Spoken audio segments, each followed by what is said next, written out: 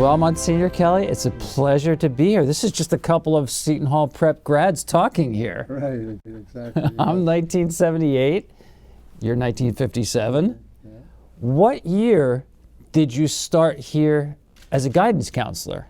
Well, actually, I was ordained in 1966, and my first assignment here was as a religion teacher. So I taught religion for 2 years, and then 1968 became a guidance counselor, and thoroughly enjoyed that. I enjoyed my years as a teacher first, religion, and you got to know all the freshmen because you were teaching all the freshmen, and so you got to know the students better, and then it helped out when you were a guidance counselor, knowing some background on them. And so I did that for about 9 years, and enjoyed that very much, and became chairman of the guidance department. Well, only two of us, Frank Toohey and myself.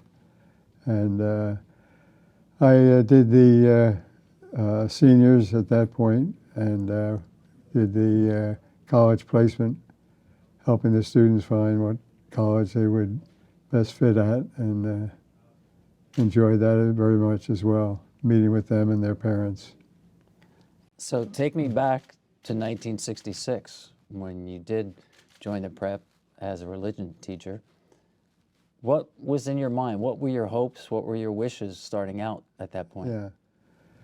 Well, I was surprised to be assigned to the prep right after ordination. I didn't expect that. I did have some ties with the prep, of course, having gone here, graduated here. And while I was years at the college and the seminary, I was also involved with the athletic program, the sports program, as an assistant coach in my free time away from the seminary. So it wasn't a total surprise that I was assigned to come back to teach at the prep. And so my goals were to be part of a great institution. It always was and always will be.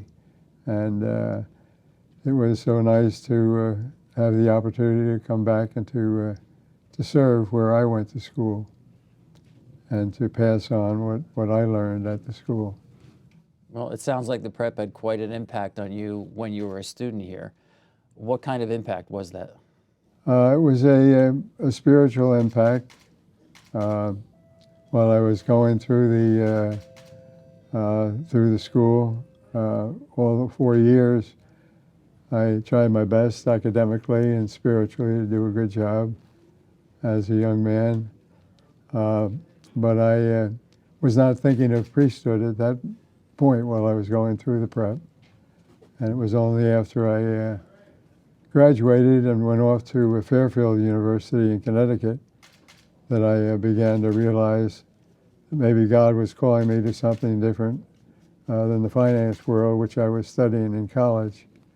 And so it was at that point then I began to think seriously about priesthood, and met with different priests and kind of picked their brain as to whether they thought I would be a good candidate.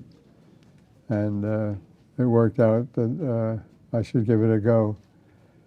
So I applied for the seminary at that point, and was accepted, and from then on it was kind of history.